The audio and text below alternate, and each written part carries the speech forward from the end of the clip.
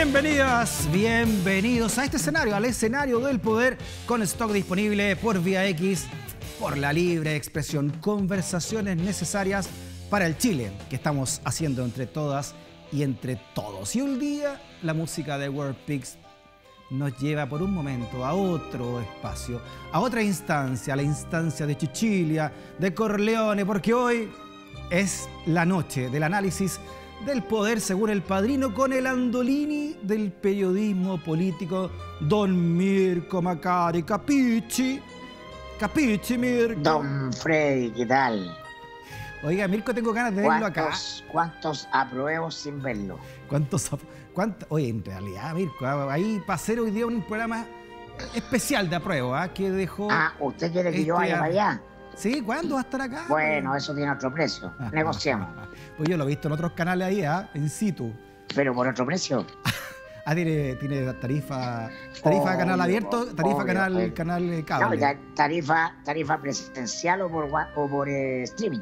Ya, pero ojo que acá se dicen más cosas, ¿o no? Se dicen de manera distinta. Por la libre expresión estamos acá, pues. Claro, por supuesto. Sí, obvio.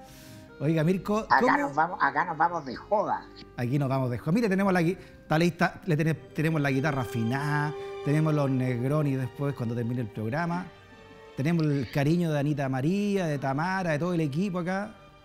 Le falta cerrarme el local nomás, pues, el bar. Está todo listo, cerrado el bar para usted. Para mi cumpleaños, 100 personas. Segundo piso para usted solito. Exacto. Con vacuna, con todo. Bien, me parece. Ya, Mirko Macari, 20% solamente logró el rechazo, prácticamente un 80% logró el apruebo. Comencemos entonces, ¿no? Con los personajes del padrino y acribillado de la semana. Así, Mirko, pero sé que fue acribillado, Mirko, recibió más balazos que Sonny Corleone en el peaje, El acribillado de acribillados, más que eso incluso te decía yo. ¿Qué sería, Mirko Macari? Bueno, por cierto que la Constitución del 80 estaba muerta desde el 18 de octubre, ¿ya? Pero este domingo el país le extendió un certificado de función y fue contundente, fue demoledor, y por eso que califica para acribillado, porque se acabó bien acabada. Exacto. Oleado y sacramentada esta etapa. Mira, ahí la están quemando en la plaza pública. Claro, de una carta magna que fue diseñada en la Guerra Fría para objetivos de Guerra Fría. Y el país y el mundo estamos en otro momento, en otro contexto, con otras tensiones, sí. Con otros temas de lo que hacernos cargo, pero los miedos y la lógica de la Guerra Fría ya tienen que desaparecer y ser parte de nuestro atraso. Siempre vamos 20 años atrasados en todo. El siglo XX, porque una constitución propia del siglo XX, histórico, de la gran historia, perdura 20 años más durante el siglo XXI. Oye, Mirko, a raíz de todo esto, ¿no? de esta simbólica quema en una plaza donde nació todo, de esta Constitución, han salido varias historias de lo que fue la Constitución, para refrescar la memoria, y que se hizo hace 40 años. ¿Cómo estuvimos 4 décadas con una Constitución hecha por un puñado de personas en una comisión Ortúzar que pensaban todos lo mismo, ¿no? O sea, ¿cómo prevaleció tanto tiempo una Constitución que tenía el país dibujado en un tablero de ajedrez de este porte, cuando en realidad queríamos jugar en praderas, ¿o no? Eso es lo que necesitaba la ciudadanía. Porque cada generación tiene su tiempo, y nuestra generación y las generaciones precedentes, es decir, los más viejos, son las generaciones de la medida de lo posible. Claro. Son la generación de lo menos malo. Son la generación, para citar a mi amigo Julio César, del podría ser peor. Esa es su experiencia histórica. Entonces, solo hay un cambio radical cuando irrumpe una generación que viene con otra medida, a una generación que no le va a parecer razonable haber dejado a Pinochet comandante en jefe, haberlo ido a buscar a Londres, porque simplemente viene desde otro switch. Esas cosas que desde el punto de vista histórico van a ser ridículas, fueron posibles por la medida del miedo, ¿no? Por varias generaciones que se organizan en torno a esa conformidad, al conformismo de, bueno, es lo que hay. Oye, Mirko, nosotros, que comenzamos a hacer periodismo en la década del 90, de ahí en adelante como como que todos han tratado de matar el concepto de transición, ¿no? Cuando vino Túnez, por ejemplo, no, ya se acabó la transición. Se vino otra cuestión más, se acabó la transición, se acabó la transición. Pero yo creo que ahora, ¿o no? Si realmente se acabó la transición, es poniéndole fin a esta constitución, ¿no? Bueno, yo difiero radicalmente de ese concepto. La transición termina el día que Pinochet es derrotado en el plebiscito del 88. Y ahí empieza a regir en pleno la Constitución del 80 como está diseñada.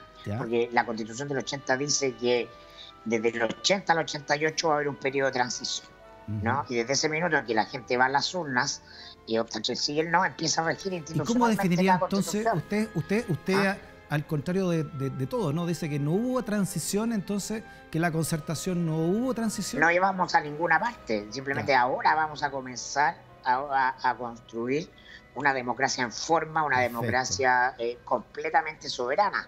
Hasta esta Constitución hemos tenido la democracia que esta Constitución permite. Sí. El sistema político que esta Constitución limita, que el juego de posibilidades de la política está dentro del marco de la Constitución. Y bueno, entonces vivimos una plena normalidad. De alguna manera desde el 88 y el 89 hasta ahora. Y que era la normalidad de la Constitución del 80. Y nos cuesta ver eso, porque claro, decir, oye, pero ¿cómo?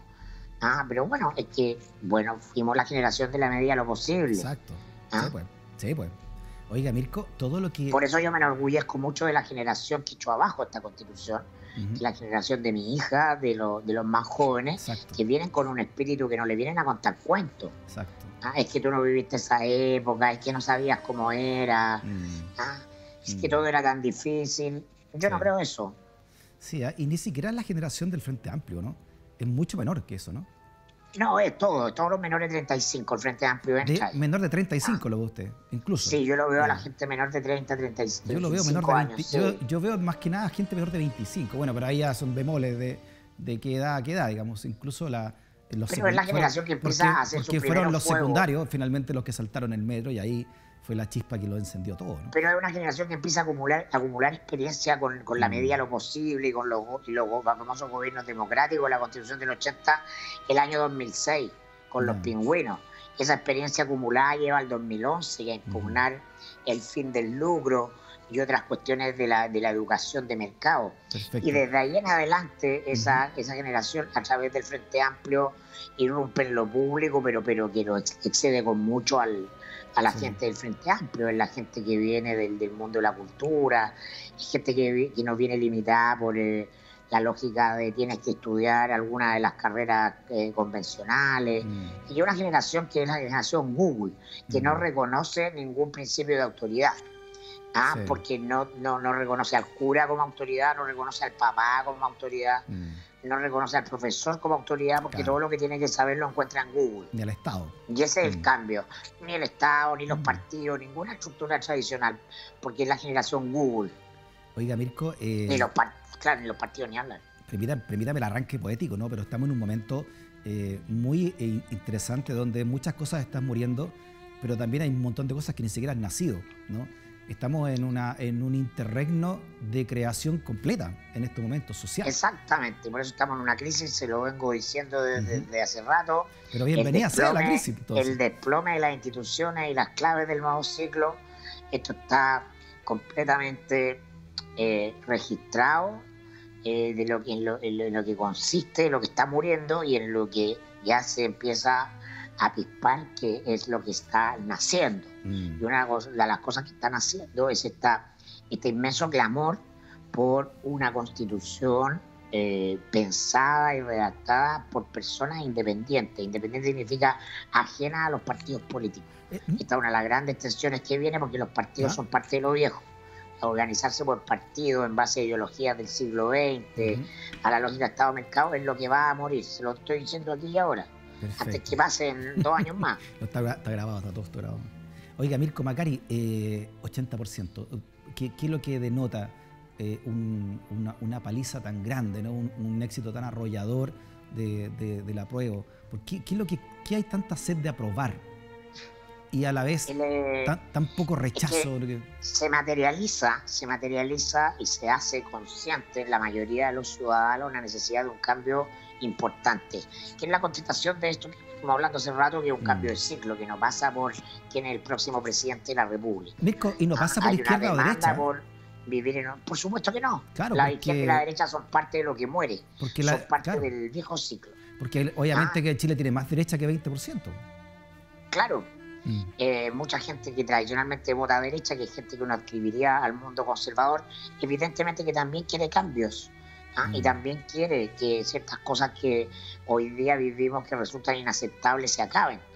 Y eso nos habla de que en el fondo no hay ninguna gran división ideológica en Chile.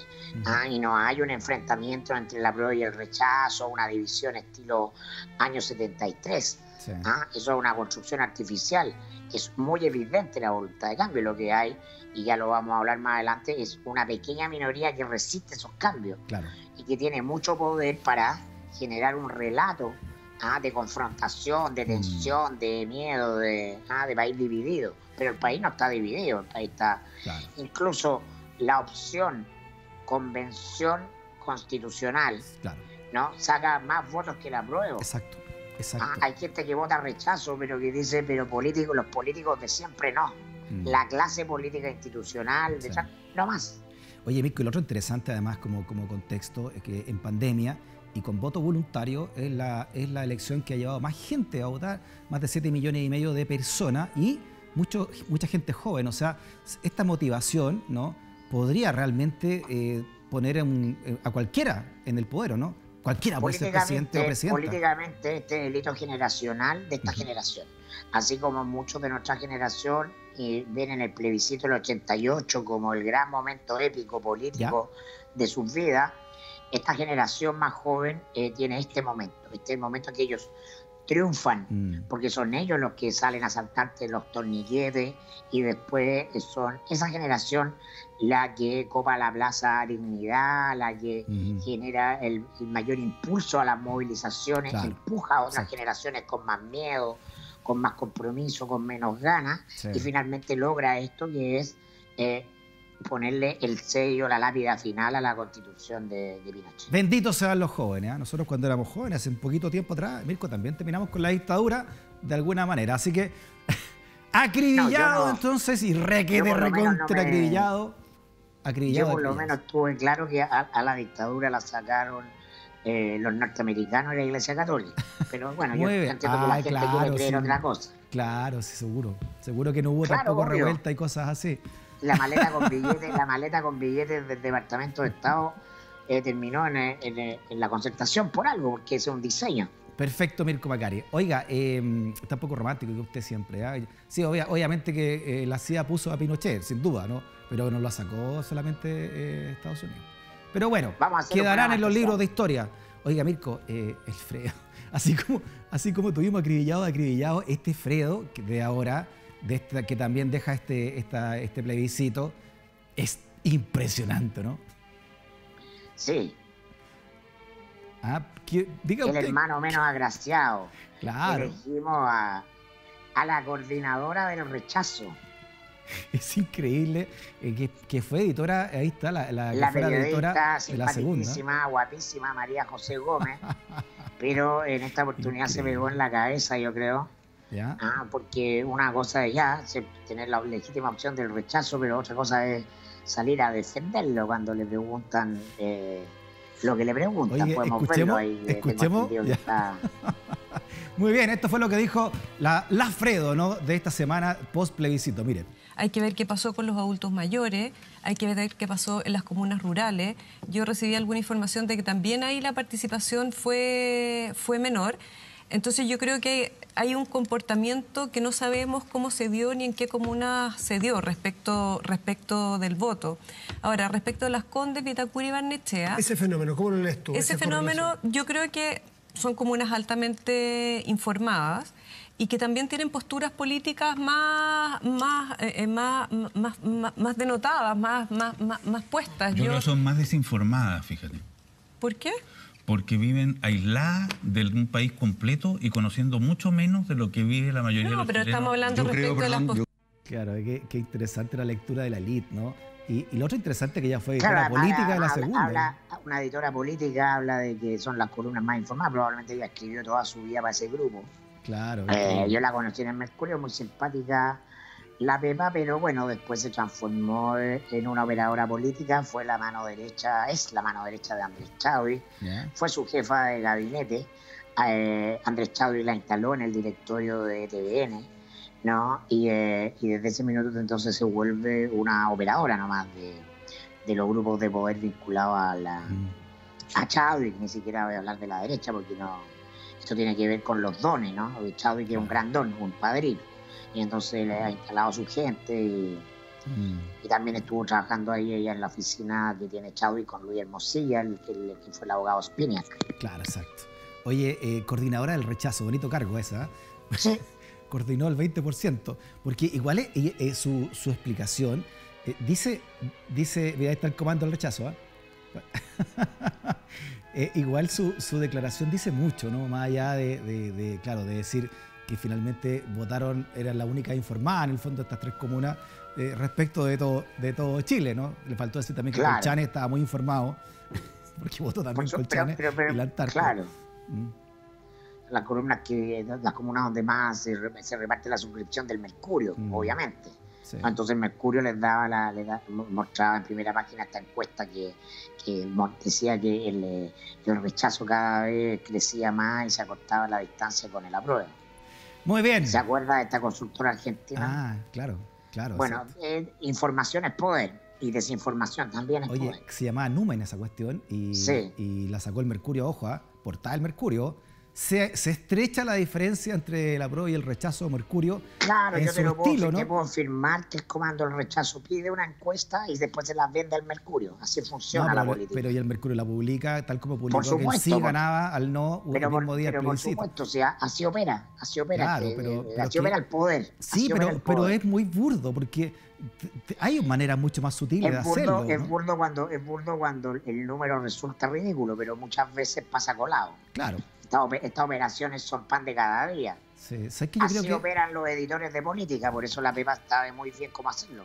Sí, yo también fui editor y director de política, así que no entiendo cómo es el juego. Sí, pero hay otro tipo de sutileza. ¿Sabes por qué? Porque yo creo que dentro de todo lo que ha despertado la ciudadanía, también se dio cuenta de cómo operan también, como tú dices, los medios, ¿no?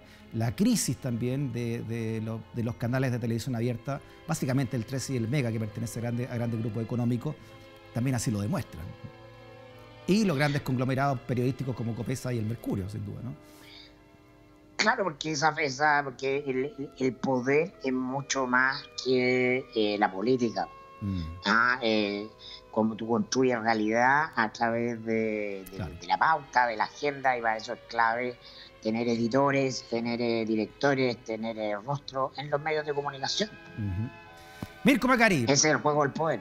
Tenemos Michael también esta semana. Tenemos Michael. ¿Quién se ganó ese apelativo de Michael? Ese honor dentro del análisis del padrino. Están todos piteando esta semana porque el Servicio de Impuestos Internos le permitió a los pentas que... A los Carlos.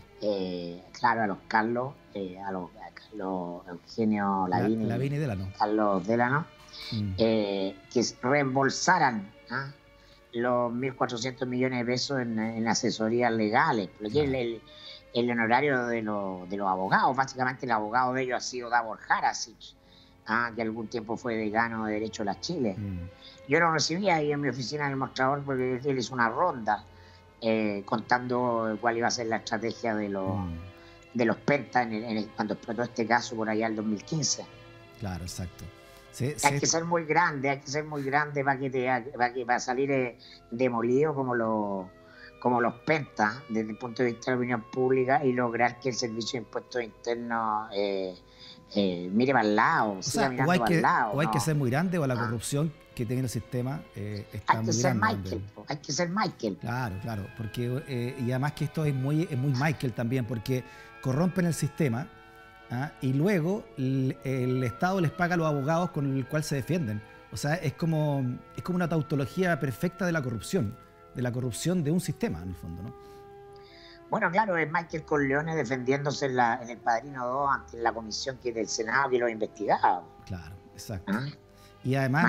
Maneja los hilos, maneja los hilos invisibles para la gente la letra chica, los intersticios jurídicos, saber apretar las teclas correctas, eso es de Michael. Claro. Sí, termina así, de esta manera, con Penta comenzó todo comenzó con Penta, de ahí sale la lista de SQM. En un país donde la política no fuera imagen y semejanza del Padrino como el nuestro, que no fuera un calco de la lógica mafiosa, obviamente estos tipos hubieran sido condenados y hubieran desaparecido en el ostracismo social, nunca más se hubiera hablado de ellos, ni siquiera se hubieran atrevido a pedir ningún reembolso de nada. Claro, porque más encima piden el reembolso. Y justo hace una semana, Mirko, hace un par de semanas, hablamos de un Vito Corleone, que era el perdonazo también que recibió Ponce Lerú, ¿no? Que terminó pagando solo $3 millones después de haber afanado en utilidades mala vida 126, ¿no? Entonces, y ahora... Esto ha pasado siempre, lo que entonces, pasa es que ahora lo vemos y ahora nos escandalizamos, pero siempre el sistema público, ¿no? La justicia, los impuestos, ha estado al servicio de los grandes dueños del país, de los grandes señores. Claro. Son ellos los que lo manejan en definitiva. Sí. Y esto también como telón de fondo en lo que hablábamos recién, ¿no? Del cambio de la Constitución, del estallido social, del cambio de un modelo, de una política también cooptada por los grandes intereses económicos.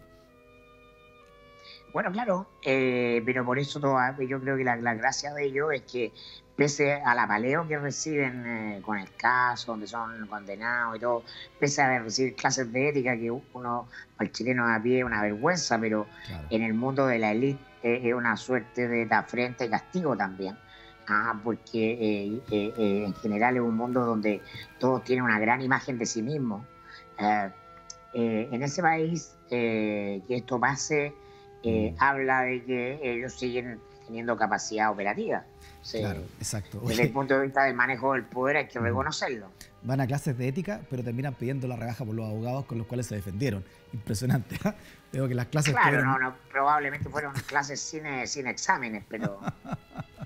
Oye, y veamos si termina aquí este caso, porque está investigándose todavía en el Parlamento y los propios fiscalizadores dijeron, por ejemplo, frases como esta, ¿no? Que este perdonazo a Penta reviste un abierto carácter ilegal. Dicen que ante el escándalo, ¿no?, generado a los funcionarios agrupados en la Fitch y la NEICH van a recurrir a la Contraloría y que la interpretación esgrimida por las máximas autoridades no posee ningún sustento legal ni en el Código Tributario ni en su normativa interna, por más que ahora diga el Servicio de Impuestos Internos que de aquí en adelante esto queda como ley, ¿o no? Que el que quiera... el que defrauda o el que le roba a todos nosotros, que somos el fisco, después puede pagar los abogados y se los pagamos nosotros los abogados para que se defiendan de cómo nos robaron. Es cierto, maravilloso. Es cierto que una vez que se hace público y se desata el escándalo, también la medida se vuelve bastante insostenible. Muy bien. Mirko Macari, obviamente que unido a este tema está un comisario que a usted también le cae bien, ¿no? McCloskey. ¿Quién es este señor McCloskey? ¿Por qué lo trae? Hay películas invitadas también. ¿Verdad que trajo La Dimensión Desconocida? Ese gran clásico, ¿no? Que en su primera temporada hizo a todos, ¿no?, a nuestros padres en realidad. Así estaban asustados con esto, ¿no? A principios de los 60, La Dimensión Desconocida. Película invitada. Sí, le traigo todo eso. Muy bien. Hacemos una pausa, seguimos con El Poder, según el padrino Capichi, ¿no?, con Andolini, de la política nacional, del periodismo político nacional, don Mirko Macari. Hacemos una pausa pequeña, no te vayas de la sintonía.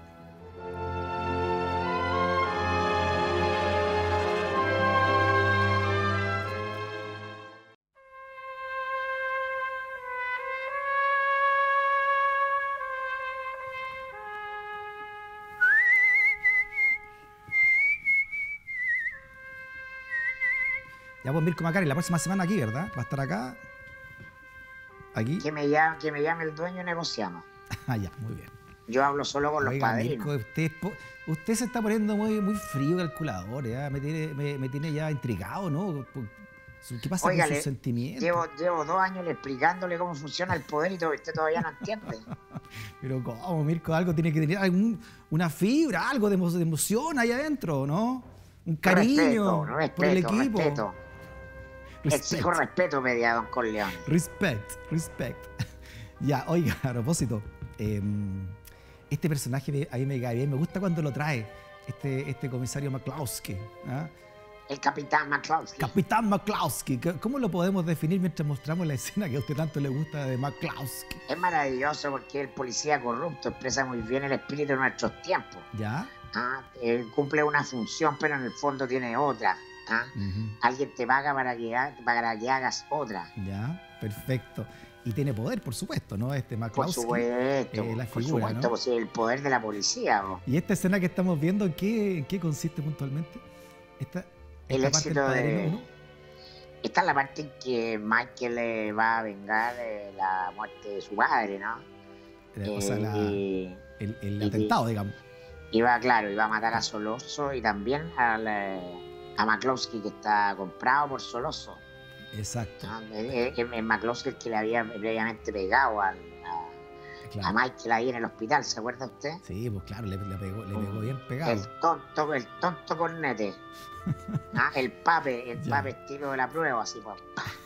O sea, el simbolismo de McCloskey en esta es alguien que es del poder de la administración, no como es McCloskey, que viene de la policía, pero que ayuda, no dentro de su área, ayuda a otro personaje de poder, en este caso era Sollozzo, que lo lleva como guardaespaldas, ¿no? ¿Quién sería en esta metáfora McCloskey de la semana? Bueno, en este escandalillo del pago de los honorarios de los abogados, los pentas, ¿no? El director de Impuestos Internos, Fernando Barraza, queda en la condición de McCloskey, porque además dando explicaciones en la Cámara, ¿no? Su punto tenía que ver con que cómo esto se había hecho público. Exacto.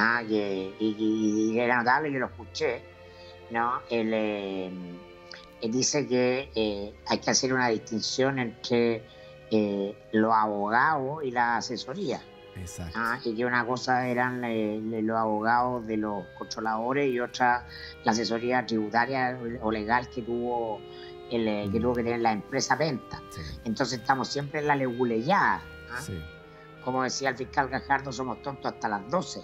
Oye, a propósito de fiscal Gajardo, él recordaba, ¿no?, a partir de esto en su cuenta de Twitter, que a Barraza lo pusieron en el Servicio de Impuestos Internos en el gobierno de Bachelet, sacaron a Llorrat, ¿no? Y a partir de Barraza, que después además fue ratificado por Piñera, Barraza hasta ahí nomás llegaron, no siguió insistiendo el Servicio de Impuestos Internos y se cerraron los casos entonces SQM y el caso original Penta, ¿no? Donde ahora los dos Carlos salen con esta rebaja de impuestos.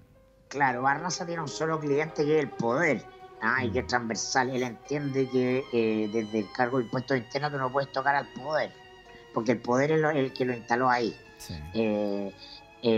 Estaba la crema en el gobierno de Bachelet, porque la primera investigación que había caído muy fuerte sobre la UDI, que era Penta, después pasa a Sokimich, y eso hace caer incluso al ministro del Interior. Exacto. No, el ministro del Interior tenía de abogado, el ministro Peñailillo, al mismo abogado que hoy día tiene Piñera, a Samuel Donoso. Claro, exacto. Mandado por Peñailillo, Samuel Donoso cruza de Teatino, y va a juntarse con el director de Impuestos Internos para decirle a Llorrat, tu investigación llega hasta acá, esto se acaba acá, ¿entendiste? Capichi, le dijo. Mi cliente, el ministro del Interior, es el mismo cliente que Piñera, Claro. Y bueno, avanza el caso y entre gallo y medianoche, ante la amenaza que significaba para los expresidentes, incluyendo la presidenta en ejercicio, la investigación del comando de pre-campaña, ¿no? Claro. Ya con Burgos de ministro del Interior, y Alewi, dos grandes operadores del poder, cercanos a Enrique Correa, ¿no? Se arma esta operación que pone a Fernando Barraza para que el Servicio de Impuestos Internos genere toda una argumentación que diga que no se va a querellar en los casos de platas políticos. Y con eso la fiscalía queda de manos atadas y se le da un carpetazo. Ahora, ¿qué es lo lindo? ¿No? Que el hombre clave a Barraza es como el director, el hombre público, pero el hombre clave ahí es Bernardo Lara, que es el director jurídico, o más bien dicho, el subdirector jurídico. ¿Y de dónde venía Bernardo Lara, entre otras pegas? De la Fundación Dialoga, la fundación de la presidenta Michelle Bachelet. Había personajes ahí como Carissa Hardy, Carmen Andrade, como Fanny Poyarolo, el mundillo del bacheletismo. Y este señor entonces viene mandatado para echarle tierra a todo. Aquí no ha pasado nada. Argumentos legales de impuestos internos, claro, porque ellos trabajan para el poder. Y el poder en eso son todos los presidentes, ¿no? En ese caso se evita a investigar los dineros que estaban muy evidentes a la pre-campaña de Bachelet, a la campaña de Piñera el 2009, a través de triangulaciones de empresas, ¿no? Que son claramente delitos tributarios. Él pedía aportes de empresas y las empresas le hacían aporte pagándole a ejecutivos de sus propias empresas, como por ejemplo al director de entonces de Chilevisión. Ahí está Bernardo Lara, Mirko Macari, la persona que usted está hablando, ¿no? Sí, pues. Oiga, quiero mostrarle también el tuit de Carlos Gajardo. Recordemos que Gajardo fue fiscal, ¿no? del caso Penta, y renuncia luego de estos acomodos que él ocurrieron, ¿no? De estos perdonazos finalmente. Incluyendo a la propia luego fiscalía. Del raspado de la olla. Claro, y ahí está, ¿no? Ustedes eran muy jóvenes, dice, ironizando, pero en el año 2015 el Servicio de Impuestos Internos fue descabezado por el gobierno de Bachelet después que presentara querellas por los casos Penta, SQM, Corpesca. Fue nombrado el director de Barraza, que luego fue ratificado por Piñera. Nunca más hubo querellas por financiamiento político, Mirko, y esto ya escaló hasta el Parlamento, de la Cámara de Diputados, en su rol fiscalizador, pidió de que declarara a Barraza. Y te quiero mostrar la defensa que hizo el diputado Melero, Patricio Melero de la UDI, que está desde el año 90 en la Cámara de Diputados, ¿no? La defensa que él hizo de Barraza. Mira, veámosla. Pero se está generando, al tenor de las intervenciones que estoy escuchando, una inequidad deliberativa de acusaciones frente a un director que por ley no puede responder. Entonces va a quedar una visión subjetiva de los hechos, interesada por parte de los que la interpretan, y yo creo que eso no es justo con la comisión ni con nuestro invitado.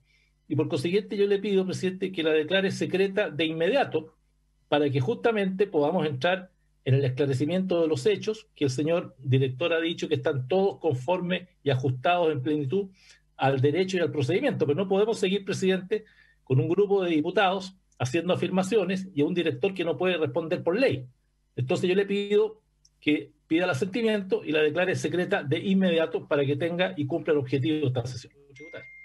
Pero quisiera, por su intermedio, presidente, preguntarle al director. Él en su intervención señaló, comillas, que esta información que tenía un medio de comunicación surgía de una filtración de funcionarios del Servicio de Impuestos Internos. Ese es un delito, presidente.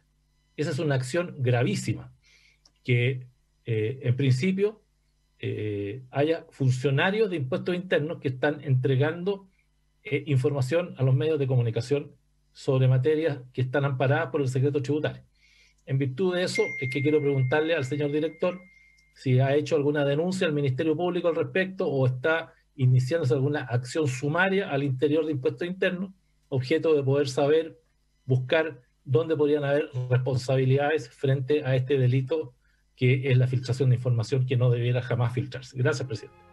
Bueno, Melero cumplió 30 años ahí, ¿no? en el Parlamento, va de salida también por la nueva ley, pero se manda esta declaración, donde el delito dice que está en la filtración. Lo mismo que dijo también Barraza, ¿no? En su defensa. Bueno, una de las grandes leyes de la mafia es la omertad, ¿no? Se castiga a quien habla, a quien cuenta los secretos de la mafia, y esa persona está condenada a muerte. Y por lo tanto la reacción del diputado y del director es la propia del poder. O sea, aquí lo grave no es lo que hacemos, lo grave es que esto se cuente. Claro. Porque el poder para funcionar necesita secreto, necesita opacidad. Lo que pasa es que estamos viviendo en la era de la casa de vidrio, entonces ya no pueden existir secretos. Y no hay estímulos para los secretos. Claro. Más bien existen los estímulos en contrario para la transparencia y para la publicación. Pero bueno, esa es la crisis que vivimos. Esa es la crisis que vivimos, las autoridades en una lógica y la ciudadanía en otra, la democracia análoga a la sociedad digital. Claro, ahora hay que estar pendiente cómo se reinventa Barraza, ¿no? Hasta el momento de nuestra conversación estaban pidiendo la salida de él, su renuncia, por este caso, los sectores de la oposición. Si no es Barraza, va a ser otro. Pero va a ser otro, claro. Pero vamos a ver cómo... no va a entrar a quemar las velas, no las naves, porque el Junto va a actuar de acuerdo a lo pedido, y para eso hay asesores que te van a decir, mira, primero vamos a dar unas declaraciones grandilocuentes, ¿no? Tenemos que decir que vamos a ir hasta el fondo y que vamos a condonar esto y que el servicio parte una nueva etapa, y después, cuando ya estamos hablando de otra cosa, volvemos. Por eso hay que estar pendiente, siempre, Mirko, porque Barraza es un gran ejemplo de cómo finalmente el poder es uno solo, ¿no? Lo pone Bachelet para tapar y después el gobierno que sigue, ¿no? De Piñera lo ratifica. Entonces, y es parte también de las causas de este estallido sin banderas políticas. Los políticos en las campañas y en la tele y en Twitter se pegan cachetadas, pero son cachetadas de payaso. Claro. Todos saben que pertenecen al mismo club. Aquí caemos todos. Claro, el sistema del poder es un sistema de poder que concede privilegio a quien está dentro y nadie quiere ser expulsado de la familia. Es mucho más, está mucho más calientito adentro de la familia que afuera. Muy bien, el capitán McCloskey, entonces, personaje también de esta semana, simbolizado por el señor Barraza, director del Servicio de Impuestos Internos. Tenemos película invitada, Mirko, y esta película a mí me encanta, es muy divertida, me reí mucho, ¿no? La primera y la segunda parte incluso también, que se llama Hangover en inglés, y aquí fue traducido como algo así como ¿qué pasó ayer? O resaca también, Hangover significa resaca literalmente, ¿no? Y este grupo de amigos que va a una fiestoca, es como una despedida de soltero, parece, ¿no? Yo me acuerdo una mucho. Despedida de soltero, claro. Y se emborrachan y se borran.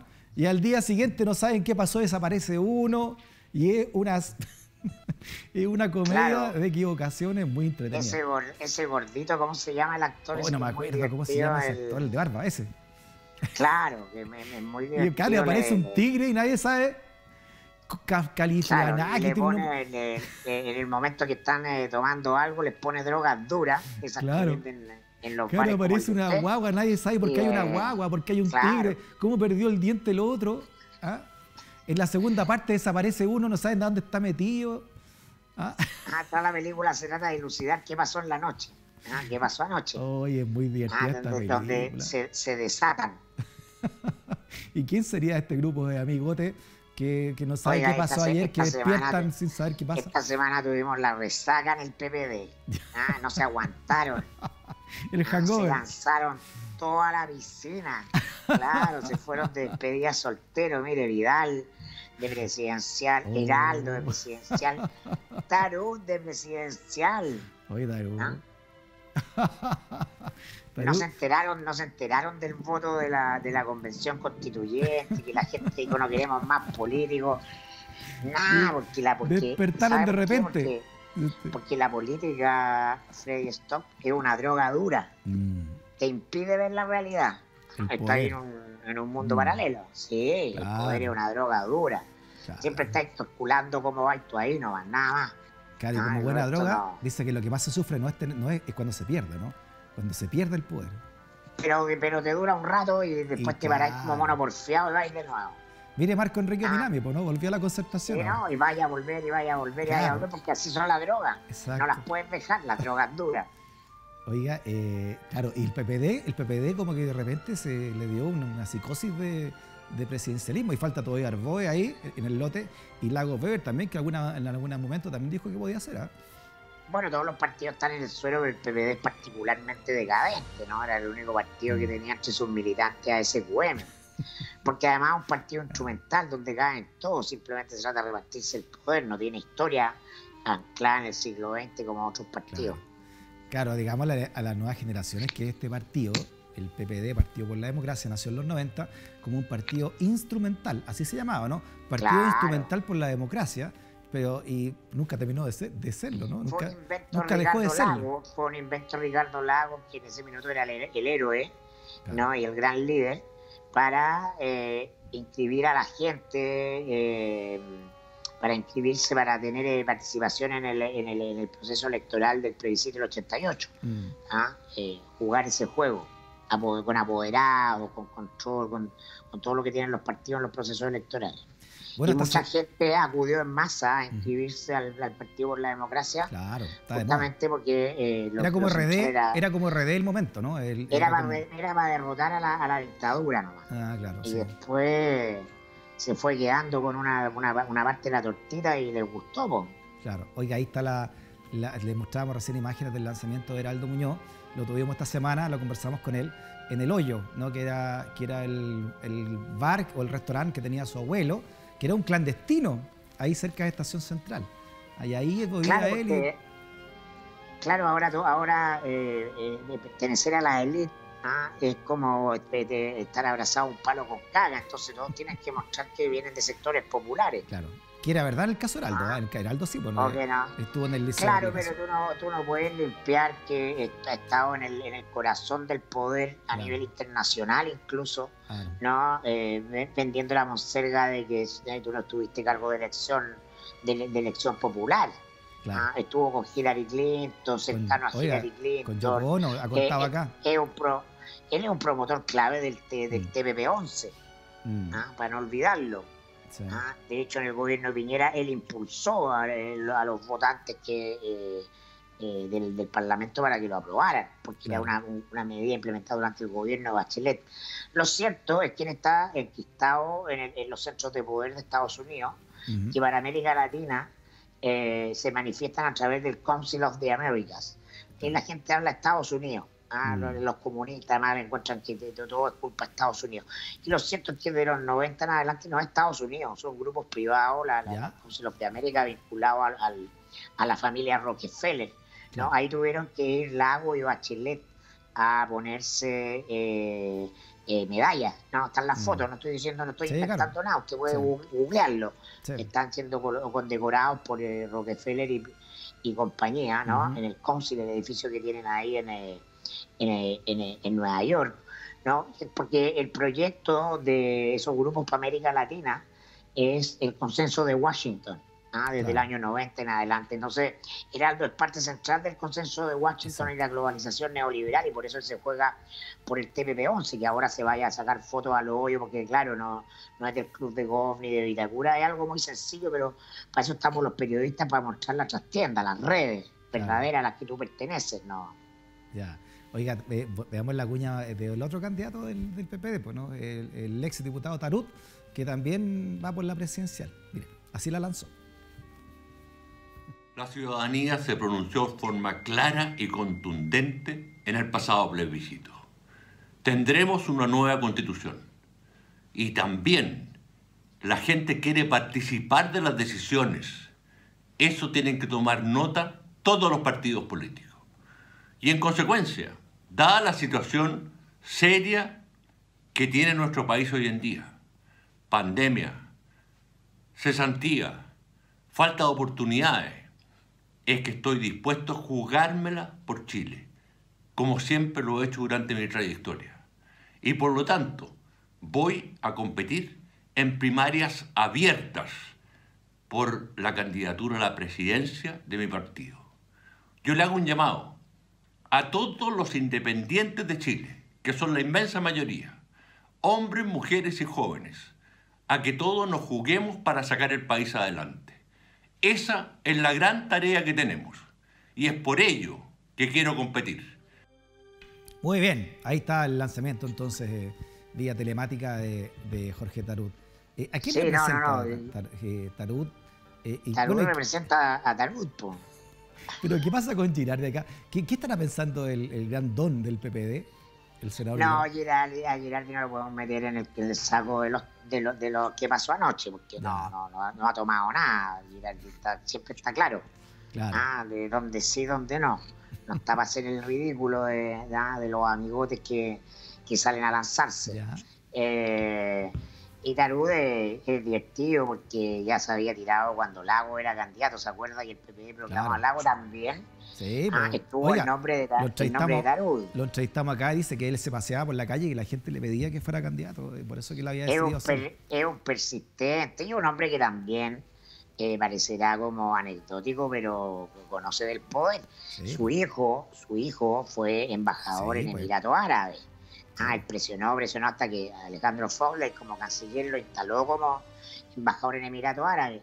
Y como no tenía carrera diplomática, Claro. él fue uno de los embajadores políticos. Ujú. Emiratos Árabes, ¿usted cree que hay Claro. plata en Las Condes, Vitacura y Los Barnechea? No conoce Emiratos Árabes. Donde está el grifo es de oro. El grifo, la llave es de oro, y no Es le estoy verdad. exagerando. Sí, claro, claro. Entonces no se pierde Tarut. Muy Y bien. de hecho, Piñera cuando ganó en el primer gobierno dejó al sacó a hijo. todos los embajadores Menos al hijo. políticos, menos al hijo de Sí, Tarut, pues, sí, pues. que era presidente de la Comisión de Relaciones Exteriores. Exacto. Entonces el paisano de huevón no tiene nada. Muy bien, Mirko. Oiga, a propósito de la Vitacura, Las Condes y Barnechea, tenemos la última película invitada, Mirko, que es una serie en realidad, un clásico de fines del año 50, que ha tenido varias reediciones, pero este clásico de los 50 es maravilloso, ¿no? De los 50-60, como es La Dimensión Desconocida. La música, mire, mire, para los pelos, ¿no? ¿Quién no la vio cuando chico esta cuestión, incluso en blanco y negro, Mirko? Y estoy en la zona de riesgo. La Dimensión Desconocida.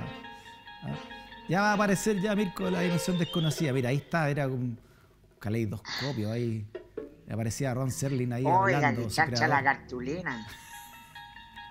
Oiga, pero eran tremendas en la época, sí, ¿ah? Sí, Con la música y todo. en el pleistoceno de la televisión. De Twilight Zone. Qué bueno.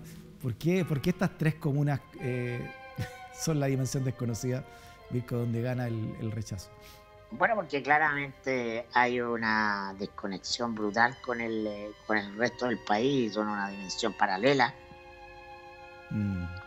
que va más allá del voto de clase, que es un fenómeno histórico también en la política chilena, y te habla de más que de clivaje izquierda-derecha, de la elitización del país, ¿no? Un pequeño grupo que concentra todo el poder, la capacidad de definir el prestigio, el estatus, de organizar la agenda, no solo tiene que ver con el dinero. Esa elite es muy poderosa, ¿no? Y no se identifica, yo no la identifico necesariamente con gente de alto ingreso, porque puede haber un profesional de muy buenos ingresos, Claro. tipo que gana 15, 20 millones de pesos mensuales, que tiene un muy buen pasar económico, pero de lo que estamos hablando es de una élite que con su dinero ya no compra cosas, sino que compra bienes públicos, compra comunicación, compra agendas, compra medios, compra políticos, es decir, compra poder. ¿No? El dinero no tiene nada de malo y es muy bien, y si la gente se lo quiere gastar y comprarse cosas, quiere comprar un auto de lujo, un yate, da lo mismo. Sí. El punto es la sociedad donde permitimos que se compren bienes que deberían ser públicos. Exacto. La comunicación transparente, el ejercicio político, etcétera. Yo creo, Mirko, que el gran triunfo del apruebo fue principalmente, ¿no? Sí. De haber dejado en estas tres comunas solamente que gane el rechazo, que haya ganado el rechazo, porque eso desnuda todo, ¿no? Desnuda a Mañalich diciendo que no sabía que había gente asignada, desnuda a la señora esta de la coordinadora del rechazo, que Odefredo, diciendo que ellos ganaron ahí, que ganó el rechazo porque estaban más informados que el resto. O sea, desnuda esta élite que cree que esa es la realidad, ¿no? Y que no entienden que hay todo un país que no está de acuerdo con eso, ¿no? Exactamente, un pequeño grupo, desde el punto de vista cuantitativo, pero cualitativamente poderoso. Y entonces el país no estaba dividido, el país estaba claramente en una suerte de consenso. Ese pequeño grupo es el que quiere hacer que su opción, que la opción de no cambiar, de aferrarse a lo que hay, de no mover nada de manera patológica, genere tanto ruido y genere violencia. La violencia se origina en la resistencia a los cambios. ¿no? Entonces, además, después levantan la violencia esos mismos grupos diciendo que son otros los que responsables. Y los responsables son los que se resisten a hacer cambios que la gente ha pedido que sean paulatinos. Hace mucho tiempo que la gente viene pidiendo mejoras en ciertas cosas. Y entonces, como este grupo reaccionario, es decir, se aferra a lo que hay y no ve más allá, genera la violencia y genera estas tensiones que terminan en el estallido social. Claro, y se aferran no por una ideología puntual, no por un deseo de país, se aferran porque ahí están los privilegios. Ahí está el tercio que... Y por miedo a cambiar, por una serie de también por ignorancia, porque un grupo pese a su recurso económico, con escasos recursos culturales, porque comprenderían que es mucho más seguro para ellos construir una sociedad más estabilizada, con mayores índices de integración, ¿no? Que eso reduciría efectivamente la delincuencia y otra serie de miedos que lo acechan, ¿no? Y que obviamente en esa sociedad nadie va a impedir que alguien viva muy bien con lo que tiene, ¿no? Don Mirko Macari. No se trata de un igualitarismo maoísta, donde todos vamos a estar con sacos. Se trata de asegurarse estos bienes públicos y que de ahí cada uno obtenga lo que pueda en el mundo laboral. Don Mirko Macari, le decía, disculpe que lo haya interrumpido antes. Hemos llegado al final del día de hoy a nombre de todo el equipo y con esta música que a ustedes les encanta. Los saludamos a la distancia. Última vez que los saludamos a la distancia porque la próxima semana, si Dios quiere, dice mi abuelita Elba, va a estar acá presente junto a nosotros. Mirko Macari, expectativas del equipo por tenerlo acá. Muy bien, pues. Nos vemos, Freddy, muchas gracias. Pero emociones, alguna cuestión. Oiga, Mirko Macari ya tiene una semana para que lo veo re contento en otros canales de la televisión abierta. Gracias, Mirko. Abrazo grande, chao. Nos vemos, Freddy, que esté bien. Muy bien, gracias por la sintonía. Son las conversaciones necesarias. Estamos en Stock Disponible, es el escenario del poder y en Vía X siempre por la libre expresión. Hasta la próxima.